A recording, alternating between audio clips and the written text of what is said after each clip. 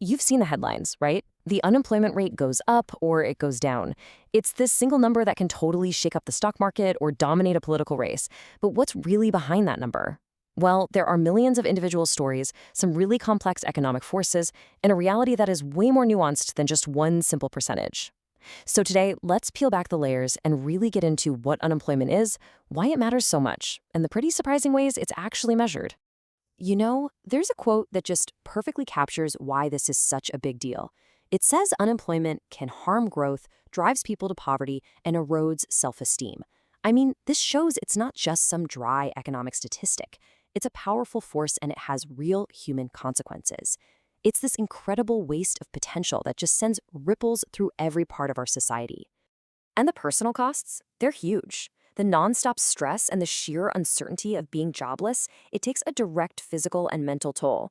And we're not just talking about feelings here. Studies have shown it leads to a significantly higher risk of things like cardiovascular disease, anxiety, and deep depression. And then, of course, there are the immediate financial crises. I mean, losing your job means losing your ability to pay for the absolute basics, like keeping a roof over your head. It can kick off this terrifying domino effect, pushing families toward foreclosure, eviction, and in the worst-case scenarios, even homelessness. Now, what happens when you take all that individual struggle and you multiply it across an entire society? Well, the effects can be explosive. Widespread unemployment can breed fear and resentment. It can fuel social division, xenophobia, and these loud calls for economic protectionism. And if it gets bad enough, it can boil over into actual civil unrest. So yeah, it's pretty clear this is about so much more than just a number. It's about our health, our financial stability, and really the very fabric of our communities. But if we want to figure out how to fix it, we first have to understand that not all unemployment is created equal. And this is where it starts to get really interesting, because the word unemployment actually covers a few very different situations. Economists usually talk about three main types, or faces, of unemployment, and learning to tell them apart, well, that's the key to finding the right solution. First up, we have frictional unemployment. The easiest way to think about this is as the natural churn of the job market. It's that time you spend looking for a new job after you've left an old one, or maybe it's the search a recent grad is on to find their very first position. A little bit of this is actually a sign of a healthy, dynamic economy where people are moving around. Okay, next is structural unemployment. Now, this is a much, much deeper problem. This happens when there's a fundamental mismatch between the skills people have and the skills that employers actually need. A classic example is factory workers whose jobs get replaced by robots, or maybe entire industries that move overseas. The skills those workers have just aren't in demand where they live anymore. And finally, there's cyclical unemployment. This is the one you hear about all the time during a recession. Just think of it like a ripple effect across the whole economy. The economy cools down, people start buying less stuff, so businesses produce less, and as a result, they just don't need as many workers. That's when you see layoffs. And here is the absolutely crucial difference. Cyclical unemployment is usually temporary. Those jobs are expected to come back when the economy bounces back. But structural unemployment, that's a permanent shift. Those jobs might never return, forcing people to retrain or even move. It's a way, way tougher problem to solve. So, this brings us to a huge question. How do we even count all these unemployed people?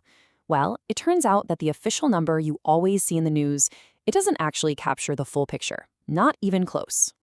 The number that always makes the headlines is officially known as the U3 rate. In the US, this rate counts people who are jobless, available to work, and here's the kicker, have actively looked for a job in the last 4 weeks. Did you catch that? That phrase, actively looked for a job, is everything, because it means the official number leaves a lot of people out of the count. So who exactly are we missing here? To get the real story, you have to look beyond that official U3 rate. See, the Bureau of Labor Statistics actually has broader measures. U4, for example, adds in discouraged workers. Those are people who've just given up looking. U5 adds in even more people who want a job but haven't looked recently. And then you get to U6, the broadest measure of all. It includes everyone we've mentioned, plus people who are stuck working part-time when they desperately want and need a full-time job. As you can imagine, the U6 number paints a much more complete and, frankly, often more concerning picture of the job market. This is what we call hidden unemployment, or being underemployed. Think about someone with a PhD in chemistry who's working as a barista to make ends meet. According to that official U3 rate, they're employed. But are they really using their potential? Not at all. The U6 rate, by including people in that exact situation, gets us much, much closer to the true level of pain in the labor market. Okay, so with all this complexity, how do you even begin to try and fix unemployment? Well, when it comes to solutions, policymakers are usually split into two major camps, and each one has a completely different philosophy on how to solve this puzzle. The great debate really comes down to demand-side versus supply-side solutions. Demand-side solutions are all about one thing: getting more money flowing through the economy. The logic is actually pretty simple. If people and governments are out there buying more goods and services, businesses will have to hire more workers to keep up with that demand. This can mean things like more government spending, lowering interest rates to make it cheaper to borrow, or giving people benefits so they can keep buying the necessities.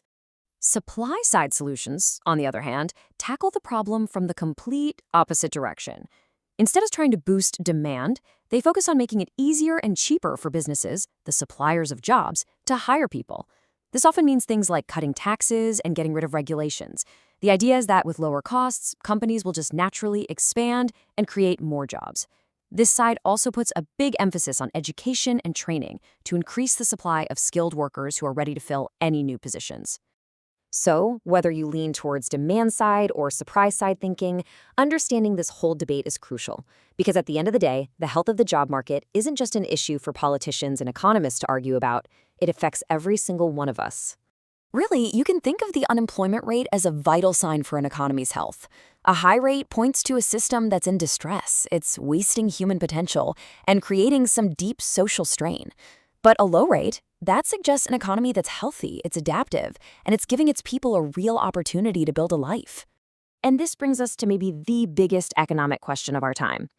As technology, AI, and automation continue to reshape our world, what kind of future are we heading for? Is all this change just going to create some short-term, frictional unemployment as we all shift to new kinds of work? Or are we staring down a massive wave of permanent, structural unemployment, where the skills of millions of people just become obsolete? How we answer that question today is going to define the world of tomorrow.